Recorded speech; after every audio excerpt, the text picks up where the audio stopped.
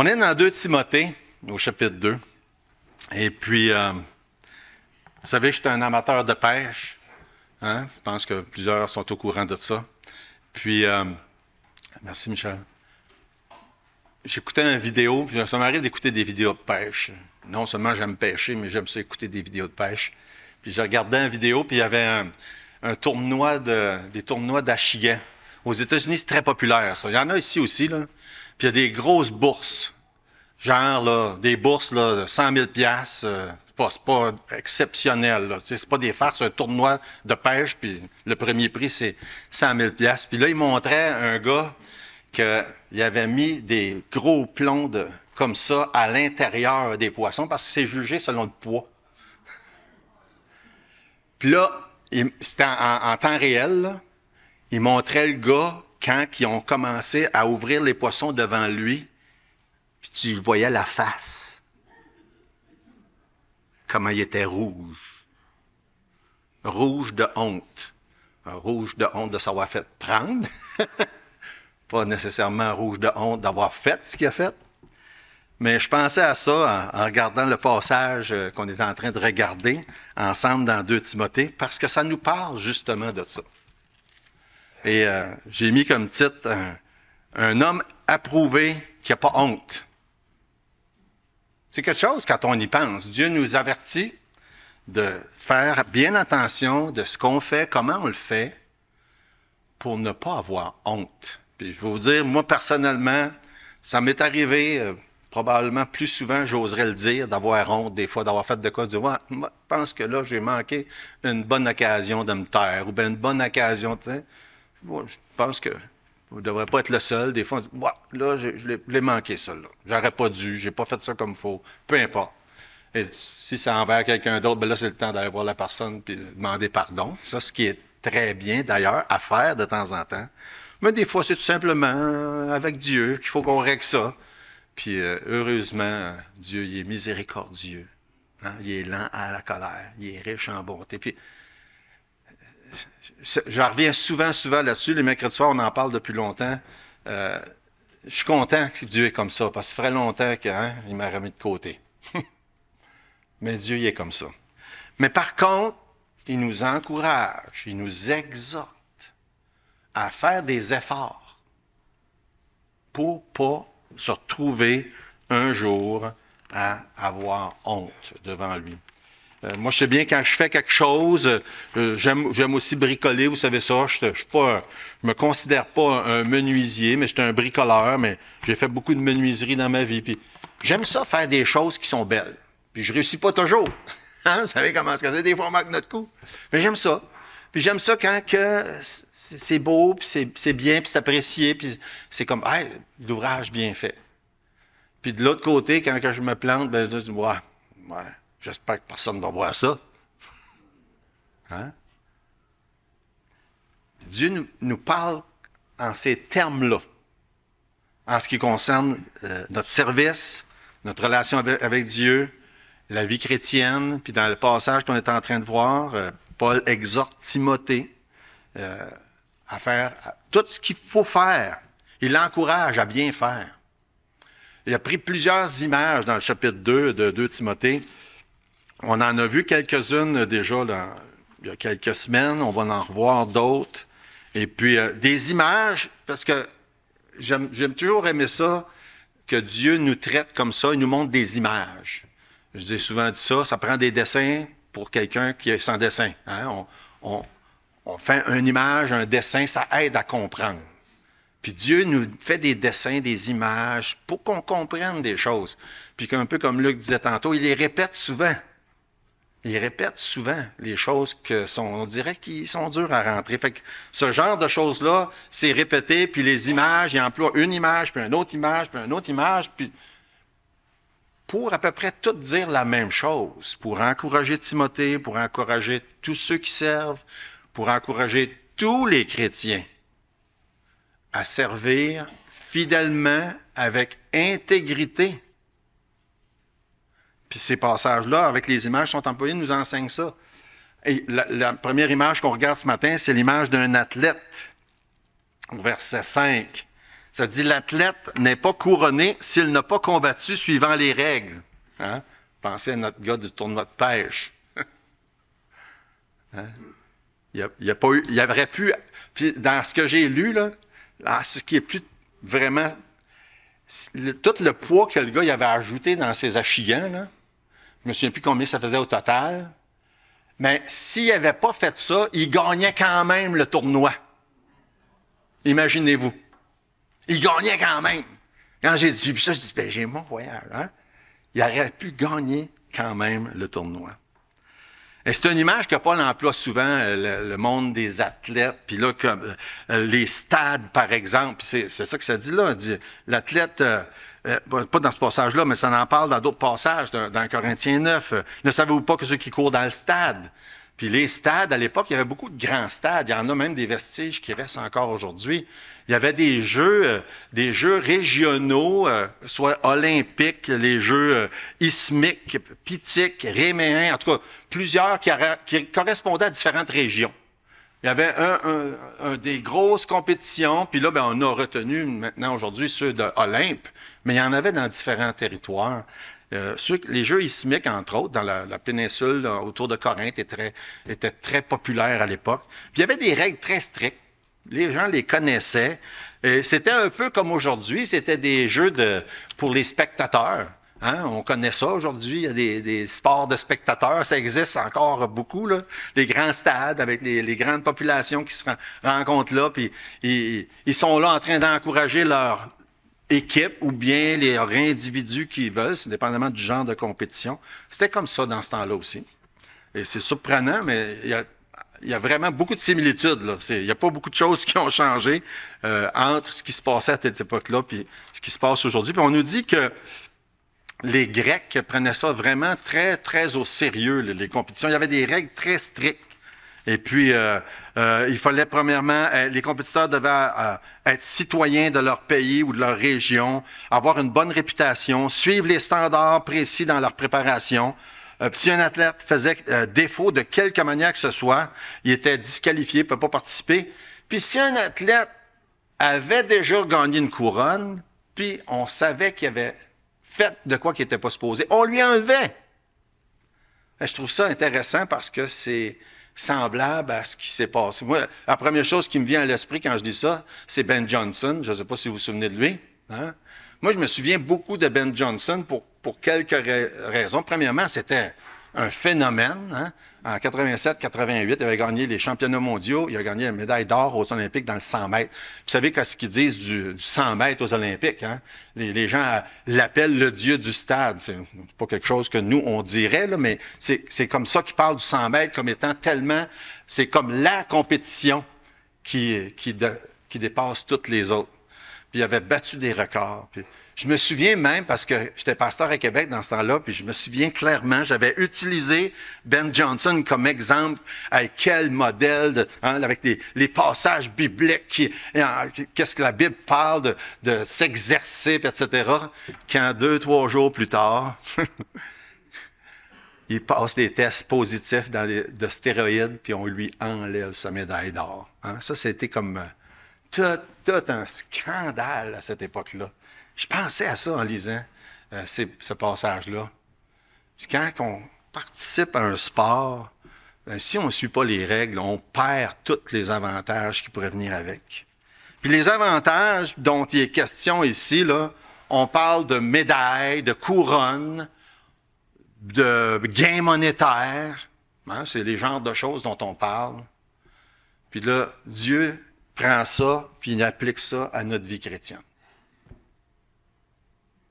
Là, on ne parle plus de gains monétaires, on ne parle plus de gloire, mais on parle de servir Dieu, puis d'être approuvé par Dieu pour ce qu'on fait.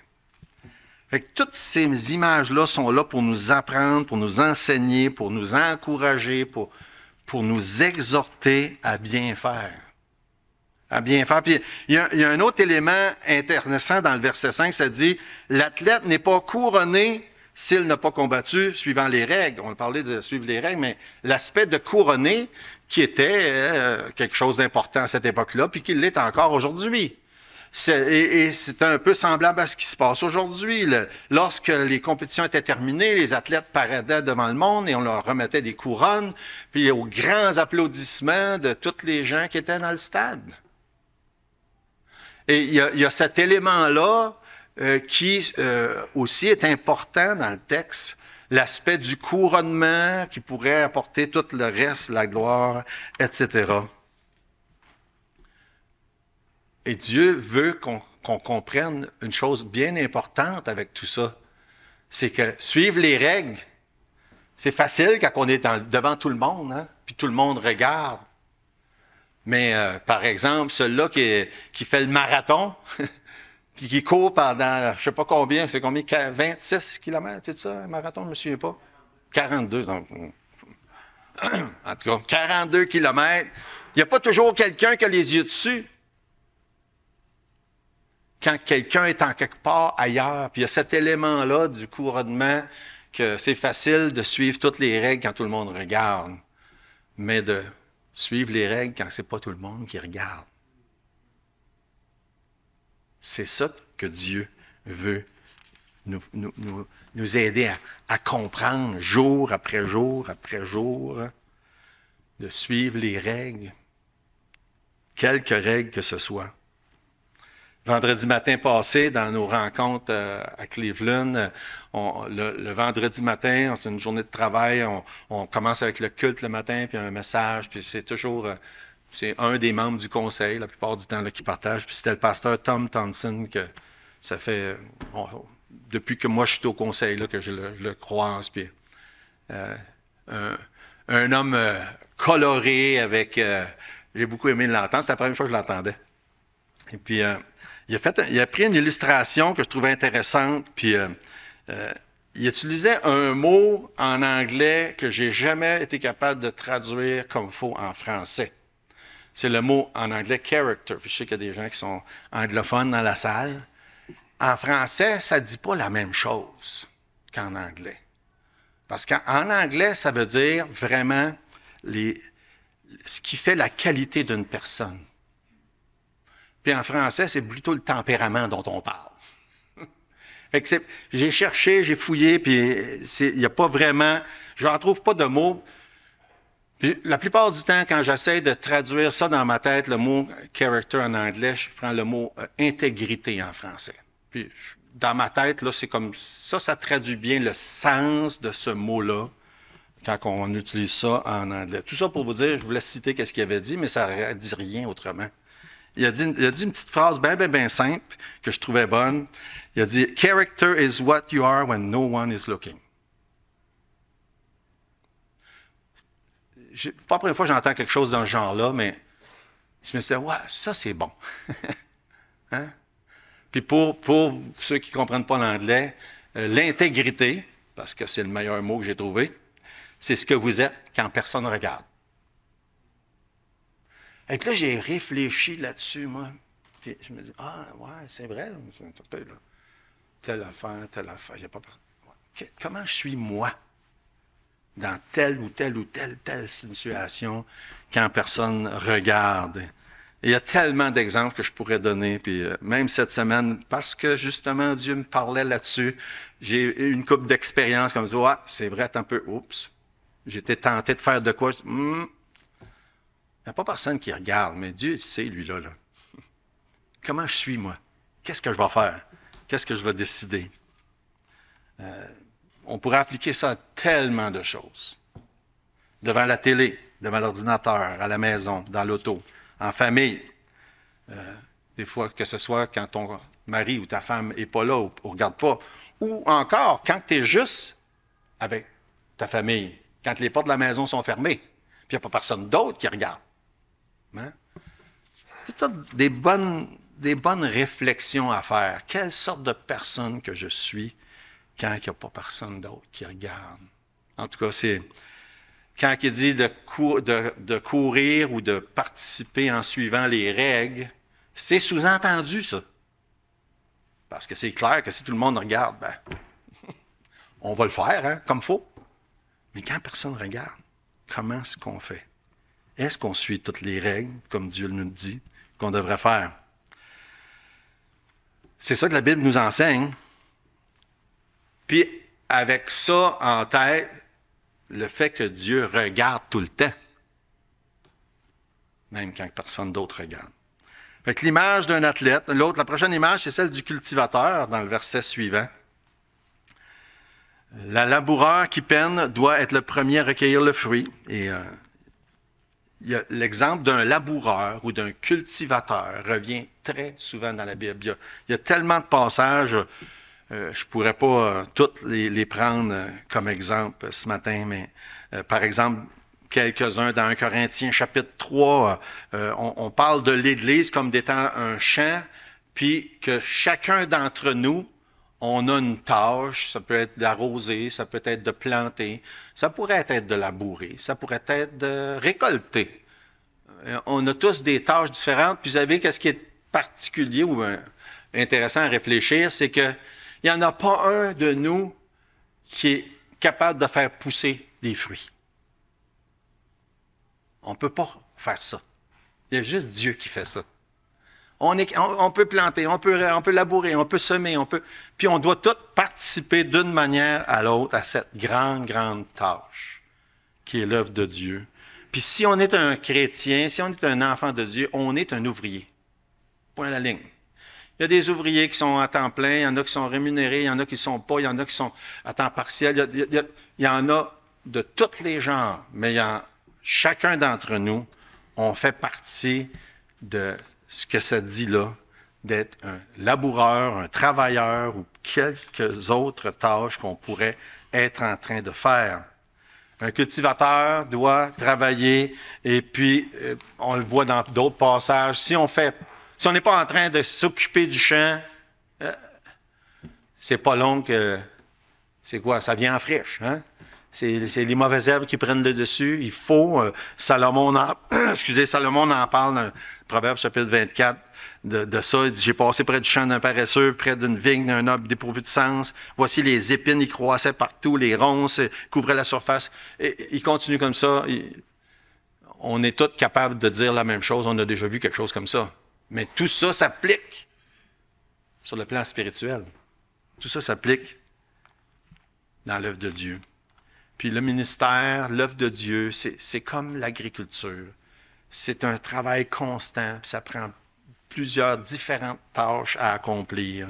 Et que ce soit des pasteurs ou des anciens dont on parle justement, ou bien que ce soit n'importe qui d'autre. On a une part à faire dans cette grande œuvre qui est l'œuvre de Dieu. Puis le principe qu'il mentionne au verset 6, il dit celui-là qui travaille dans l'œuvre s'attend à profiter de l'œuvre. Profiter de son travail. La première chose qui nous vient à l'esprit, c'est financièrement, mais c'est loin d'être la seule chose. C'est très loin d'être la seule chose. On bénéficie de tellement de choses quand on travaille à l'œuvre de Dieu. Qui que ce soit qui fait quoi que ce soit pour Dieu, il est le premier de récolter du fruit. Puis n'importe qui sert le Seigneur est capable de dire, oui, c'est vrai. Je vais vous donner un simple exemple. Là. Quand on va à Cleveland, puis c'est quand même, ça demande beaucoup. Là. C'est 2500 km aller-retour, c'est 4 jours sur la route, c'est des rencontres, puis c'est fatigant.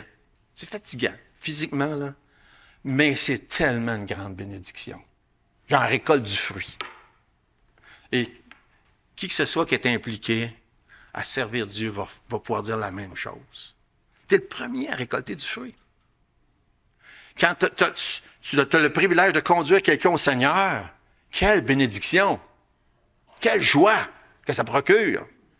Et quand tu aides quelqu'un qui est en difficulté, la Bible dit qu'il y a plus de bonheur à donner qu'à recevoir. Puis c'est vrai.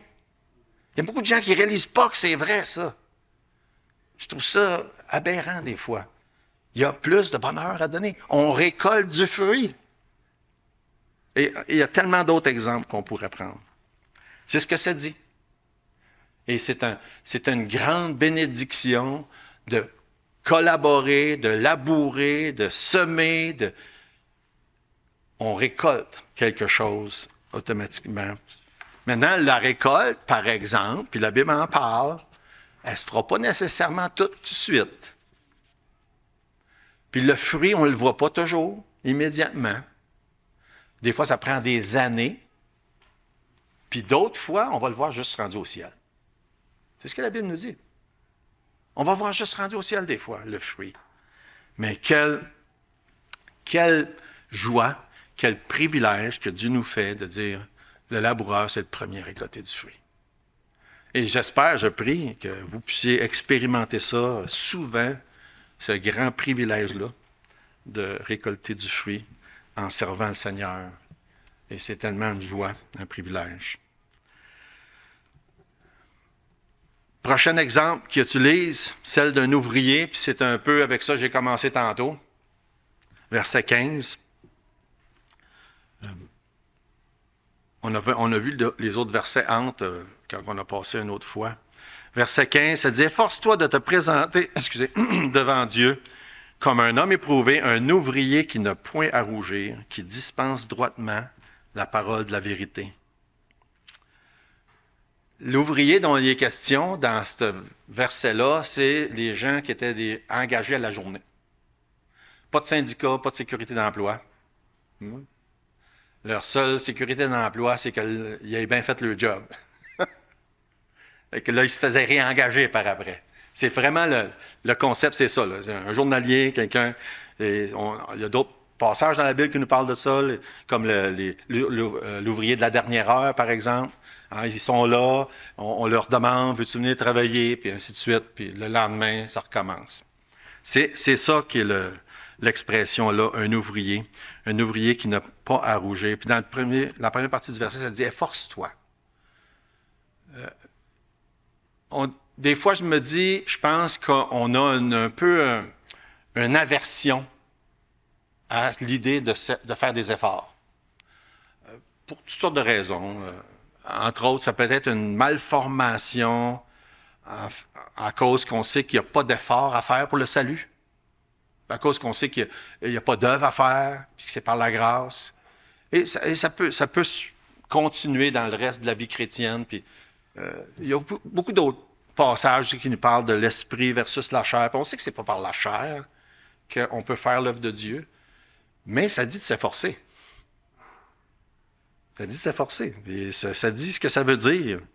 Et on ne devrait pas négliger de faire des efforts. C'est ce que ça dit là.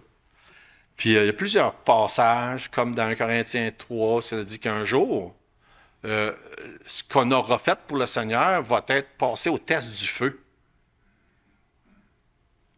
Puis, il y a une bonne partie qui va brûler. C'est ce que ça dit dans Corinthiens chapitre 3. Puis ça revient avec l'idée du verset 15 ici, qui dit de te présenter devant Dieu. Efforce-toi de te présenter devant Dieu comme un homme éprouvé, un ouvrier qui n'a point à rougir, qui dispense droitement la parole de la vérité. Efforce-toi, jour après jour, de te présenter devant Dieu, hein, de chaque jour. Dieu, je suis devant toi, et je t'offre ma journée. Qu'est-ce que tu veux que je fasse? Puis avec l'idée qu'un jour, on va se présenter devant Dieu, puis qu'il va juger ce qu'on a fait. Heureusement, c'est pas ça qui va faire la différence entre sauver ou pas. Hein? Sinon, on serait mal pris. Mais Dieu dit qu'il va le faire. Il va évaluer. Donc, il faut penser à chaque jour, on va se présenter devant Dieu. Puis il faut penser un jour, on va se présenter devant Dieu. Chacun d'entre nous. Pour donner des comptes de ce qu'on a fait. Qu'est-ce que tu as fait avec le temps que je t'ai donné? Qu'est-ce que tu as fait avec l'argent que je t'ai donné? Qu'est-ce que tu as fait avec les dons que je t'ai donnés? C'est ça que la Bible nous dit. Puis comme dans le même ordre d'idée, le verset 15, il dit « Efforce-toi de te présenter devant Dieu comme un homme éprouvé, un ouvrier qui n'a point à rougir. » Qui n'a point à rougir. On parlait du pêcheur tantôt, on a parlé d'un coureur tantôt. L'idée que je me présente devant Dieu, puis que je sois gêné de ce que j'ai fait. Puis je commence à venir rouge. C'est ça que ça parle. Je sais pas pour vous autres, moi ça me parle, ça. Ça me parle, ces passages-là. De ne pas avoir à rougir devant Dieu. Oui, on est sauvé par la grâce. Dieu est bon. Dieu est lent à la colère, il est plein de miséricorde. Mais il nous dit, efforce-toi de te présenter devant Dieu. Et je pense qu'une des manières dans ma tête qui m'aide, moi, à me poser des bonnes questions pour savoir comment je me présente devant Dieu, c'est si Jésus est assis à côté de moi, là, ce que je suis en train de faire, je le ferais-tu? Si Jésus est assis à côté de moi, ce que je suis en train de dire, je le dirais-tu? Si Jésus est assis à côté de moi, ce que je regarde, je le regarderais-tu? Ce que je pense, je le penserais-tu? Hein, vous voyez, le fait est que même si Jésus n'est pas assis à côté de moi physiquement, là, il est là. Il est là.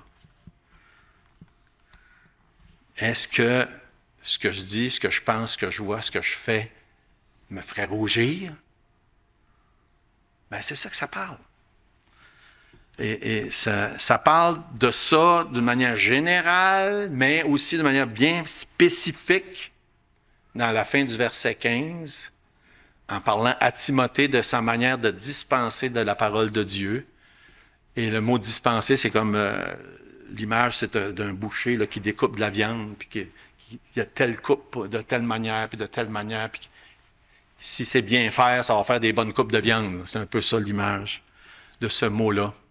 De bien dispenser, ou on pourrait dire dissecter la parole de Dieu, bien l'utiliser, bien en parler, bien l'enseigner.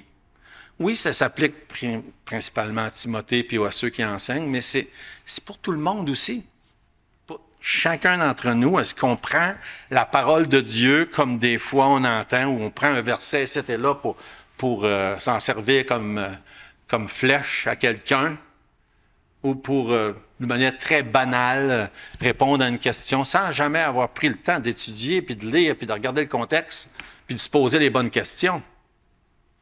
Ou de traiter des sujets importants d'une manière bien sans vraiment porter trop d'importance, où on ne prend pas le temps d'aller voir dans la Bible, étudier. Il y a des choses qu'on enseigne, qu'on croit, ça a pris des heures d'études, des années même des fois, à arriver à dire, ben voici ce que la Bible enseigne sur ça, puis c'est important de le penser, de le comprendre comme il faut.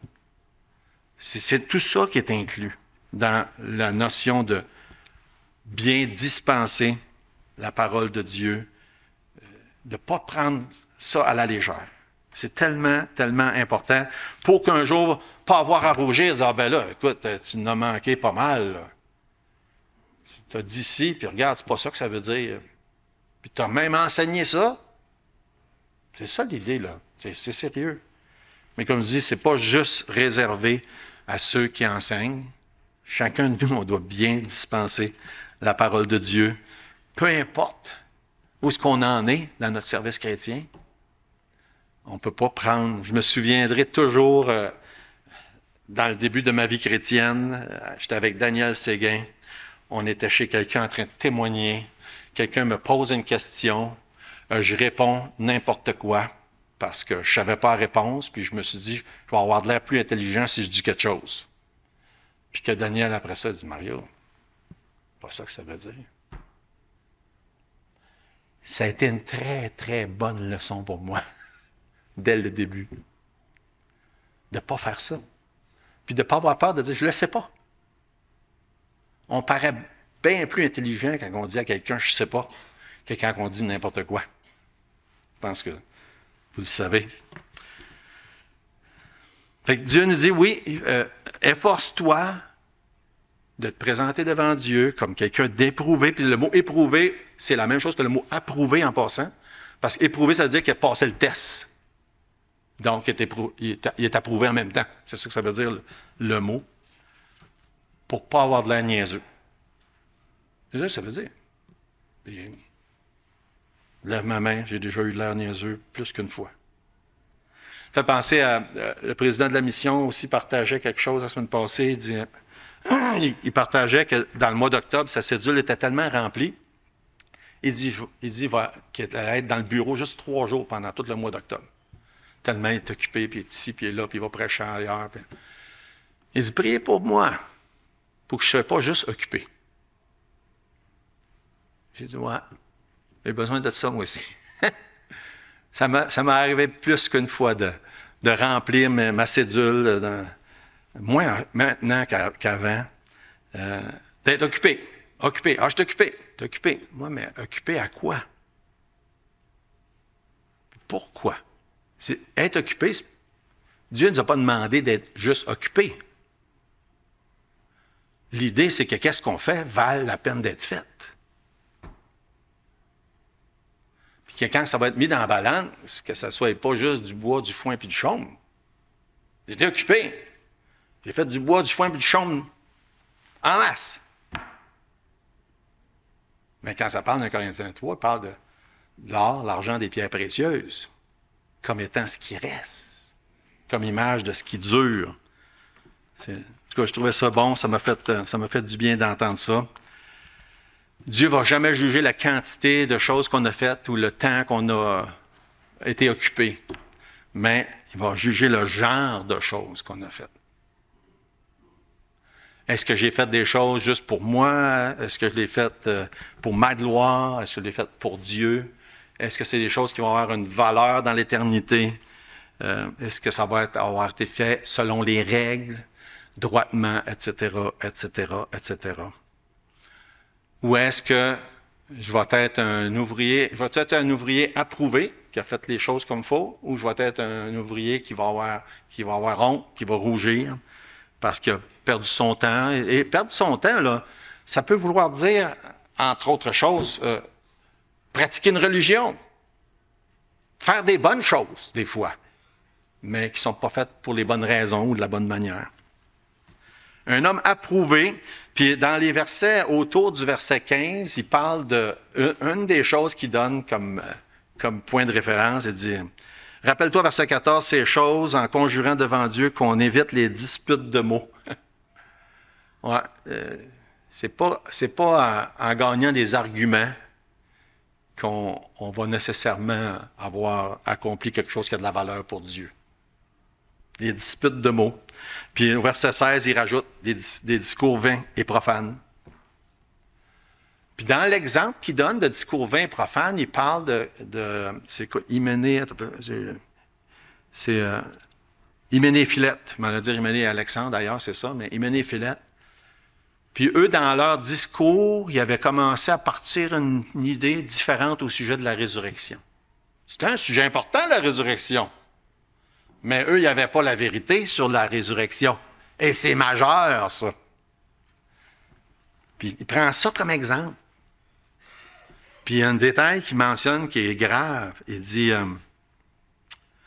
Hyménée, Philette, verset 17, qui se sont détournés de la vérité, disant que la résurrection était déjà arrivée, et qui renversent la foi de quelques-uns.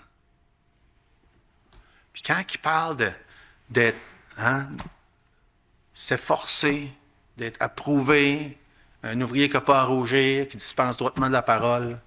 Il dit, garde ce que ça donne quand tu ne le fais pas. Renverse la foi de quelques-uns. Puis la question que vous pouvez vous poser, que moi je me pose, c'est, est-ce que c'est possible que j'ai été quelqu'un qui a contribué à renverser la foi de quelques-uns? Puis c'est la dernière chose qu'on voudrait faire. Hein? Mais c'est sérieux, c'est important. Fait que notre comportement, nos discussions, nos actions, notre manière de suivre ou pas les règles peuvent avoir un tel impact jusqu'à renverser la foi de quelques-uns. Fait que quand on dit que c'est des choses importantes, c'est très, très, très important. Est-ce que je me préoccupe plus de gagner un argument sans me préoccuper de nuire à la foi de quelques-uns, par exemple? C'est de ça dont il parle.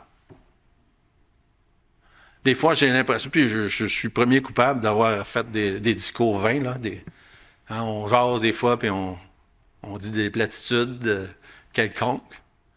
Mais quand on parle des choses du Seigneur, par exemple, on ne peut pas se permettre de dire rien de quelconque, là. C'est tellement, tellement important de s'assurer, de faire l'effort, comme ça dit là, de bien faire. Autant, quand on parle de la vie en général, de suivre les règles, que quand ça vient le temps de parler, de témoigner, d'enseigner à quiconque la parole de Dieu. On pourrait trouver des centaines d'exemples comme Hyménée et Philette, là, qui se sont éloignés puis qui ont fait des troubles au travers des années, qui ont renversé la foi de quelques-uns. Et que Dieu nous garde, que Dieu vous garde de faire ça ou d'être comme ça. Et qu'on soit plus conscient de faire tout ce qui est en notre pouvoir pour contribuer à l'avancement de l'œuvre et non pas nuire. Ça fait pas si longtemps j'ai mentionné ça. Hein? L'importance de se poser la question, je fais-tu partie de la solution ou du problème?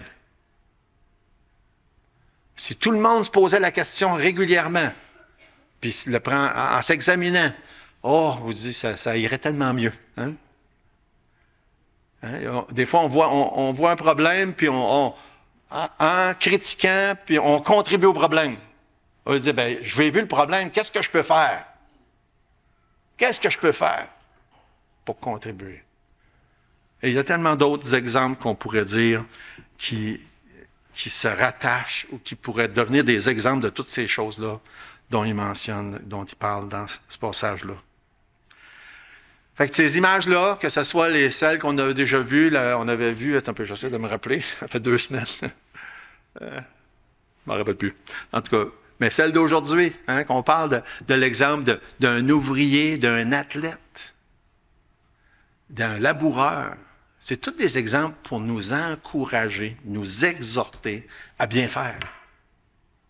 Puis à bien faire, incluant quand il n'y a pas personne qui regarde. Évidemment. Bien faire quand quelqu'un regarde, c'est une chose. Quand personne ne le sait, quand personne le voit, est-ce qu'on est prêt à faire l'effort nécessaire pour bien faire? Est-ce que ma conduite, mes conversations, mes discussions servent à construire ou nuisent?